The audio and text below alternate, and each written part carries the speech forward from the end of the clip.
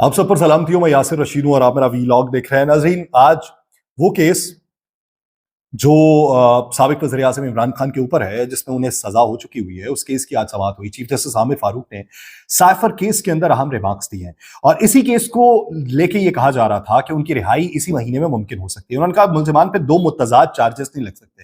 یا تو آپ یہ کہیں کہ سائفر کی کاپی جو ہے وہ غیر قانونی طور پہ اپنے پاس رکھی ہے، پھر اس کا چارج لاگو ہوگا، یا پھر یہ کہیں کہ دستاویزات کی حفاظت کرنے میں غفلت برتی ہے، اس کا چارج ہوگا.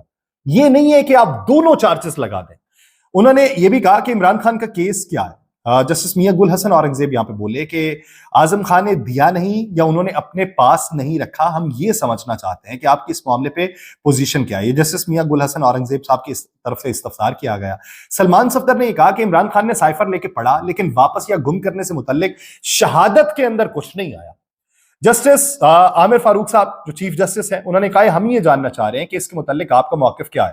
اعظم خان تو اپنے بیان میں یہ کہہ چکے ہیں کہ بانی پی ٹی آئی سے سائفر کی کاپی گم ہوئی ہے.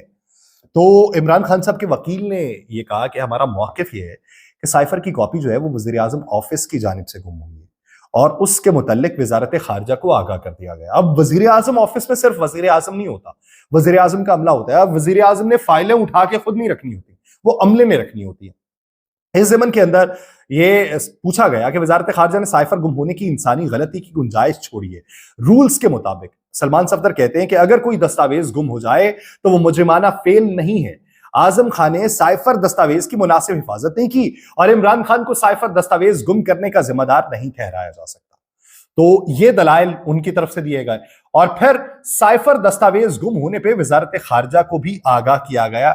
اس کا بیچ میں جب موقف اپنایا گیا تو یہ بھی بات منظر عام پہ آئی کہ وزارت خارجہ نے انٹیلیجنس بیورو کو آگاہ کرنا ہے، وزارت خارجہ نے آئی بی کو بھی آگاہ نہیں کیا. یہ تفتیش جو ہے یہ آئی بی کی تھی، وزارت داخلہ کہاں سے آیا؟ یہ وزارت خارجہ کی کوتاہی ہے.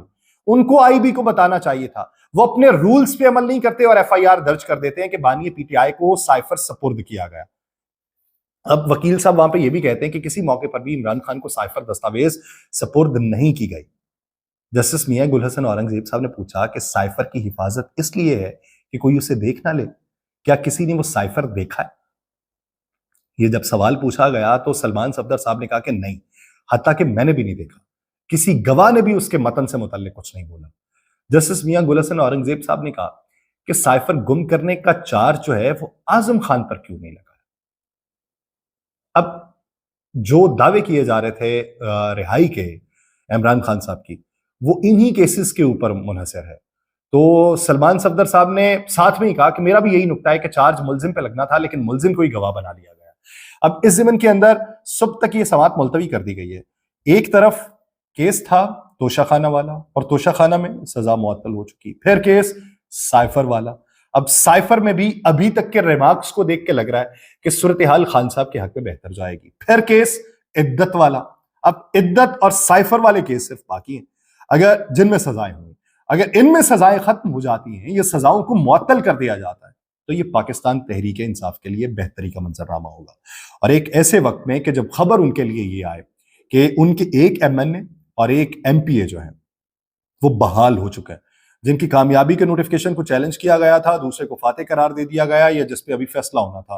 گجرانوالہ کا حلقہ ہے این اے 81، وہاں پہ بلال اعجاز تھے. لودھرا کا حلقہ این اے 154، رانا فراز نون تھے اور محمد عاطف صاحب ایک ایم پی اے جن کو بحال کیا گیا ہے. رانا فراز نون جو ہے پہلے یہ فاتح قرار پائے، پھر ٹریبیونل کے اندر جا کے نون لیگ کے امیدوار فاتح قرار پائے اور پھر یہ ہائی کورٹ کے اندر گئے تو وہاں سے پھر رانا فراز نون فاتح قرار.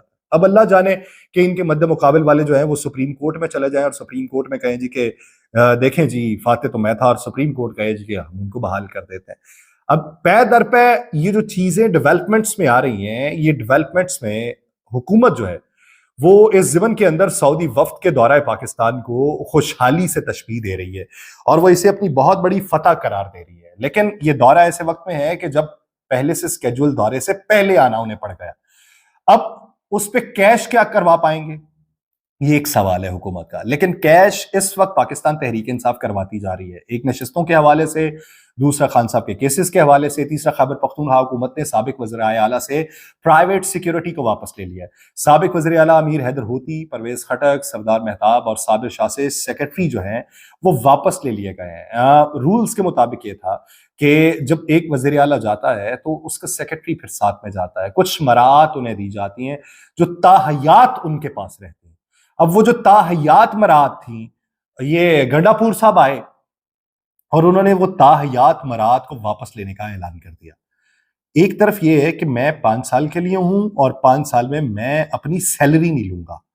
اب سیلری کتنی ہے ایک ایم این اے کی؟ تقریباً 1,70,000 روپے بنتے ہیں. پکس اس کے علاوہ کتنے ہیں، پروٹوکال کتنا ہے، وہ الگ چیزیں ہیں، اصل چیزیں ہی وہ ہیں. لیکن انہوں نے وہ جو اصل چیزیں تھیں، اب وہ دوسرے سیلریز تو ہے نہیں تھی، وہ پرکس بھی واپس لے لی.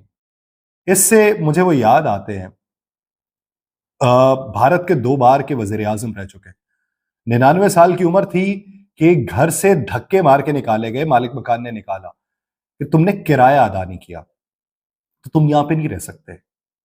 تو جب ایک رپورٹر وہاں سے گزر رہا تھا، اس نے تصویر بنائی، جا کے اخبار کے ایڈیٹر کو دی تو اس نے دیکھ کے کہا یہ وزیر اعظم 2 بار کا رہ چکا ہے، یہ 2 بار کا وزیر اعظم ہے، 3 بار وزیر بھی رہا ہے، اور یہ وہ شخص ہے. تو وہ ورطہ حیرت میں مبتلا تھا. ریاست کا وزیر اعلیٰ جا کے انہیں کہتا ہے کہ حضور آپ کے لیے ایک گھر مختص کیا ہے، آپ وہاں پہ آ کے رہنا. تو انہوں نے اس سے انکار کیا کہ میں نہیں رہوں گا. بہت سارے لوگ بیچ میں پڑے کہ آپ کو رہنا چاہیے، انہوں نے کہا جی نہیں رہوں گا، میرا اس سے کوئی لینا دینا نہیں.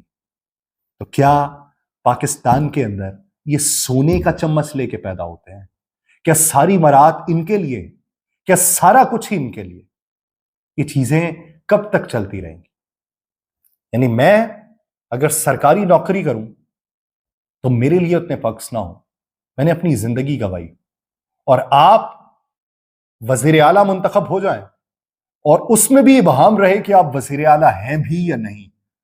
وزیر اعظم منتخب ہو جائیں اور اس میں بھی یہ ابہام رہے کہ آپ کیپیبلٹی رکھتے بھی ہیں یا نہیں، لیکن اس کے باوجود آپ برات لیتے رہے اور ہمیں یہ بتائیں کہ ہم ٹھیک کر سکتے ہیں، لیکن ٹھیک کرنے میں چکر میں آپ کباڑا کر کے رکھتے ہیں، تو کیا ملے گا؟ ایسی ہی صورتحال جو ہے وہ ہمیں مستقبل قریب میں بھی دیکھنے کو ملتی رہے گی. لیکن جس ملک کے اندر بدلہ لینے کا ہنر سبھی کو آتا ہو، 1 اگست 2023 کے اندر تھانہ لوئر مال میں ایک مقدمہ درج ہوا تھا. اس مقدمے کے مطابق ایک 30 سالہ نوجوان نے دکاندار سے موبائل اور نقدی چھینی تھی. لاہور ہائی کورٹ کے اندر ایک رپورٹ جمع کروائی گئی. اس رپورٹ کے مطابق وہ 30 سالہ نامعلوم نوجوان جو ہے، نامعلوم نوجوان کیونکہ اس میں نامعلوم تھا، ضمنی کے اندر وہ کیا ہے؟ فواد چودھری. یعنی اس طرح پھنسایا جاتا ہے، یعنی کوئی ایک مقدمہ درج ہے کسی نامعلوم کے اوپر ہے، اور ہمارے ہاں نامعلوم کی روایت کیا ہے کہ کسی کے اوپر بھی مقدمہ درج ہے، آپ ضمنی میں ایک درخواست دیں، نام اس کا دے دیں کہ یہ تھا اس میں. تو اس طریقے سے، کیونکہ فواد چودھری 2 دن پہلے یہ بیان دے چکے ہیں کہ پی ٹی آئی میں واپسی کا فیصلہ عمران خان نے کرنا ہے، میں نہیں کر سکتا. تو ادھر سے بیان آیا اور ادھر سے ایک رپورٹ لاہور ہائی کورٹ میں جمع کروائی گئی. نامعلوم 30 سالہ نوجوان جس نے ڈاکہ زنی کی ہے وہ فواد چودھری. ایسے ملک میں کچھ بہتر ہوگا؟ اگر تو ہو سکتا ہے تو آپ اپنی رائے دے دیں، بصورت دیگر ہمارے پاس رائے کو بچا کچھ نہیں. مجھے دیجیے اجازت، اللہ نگہبان.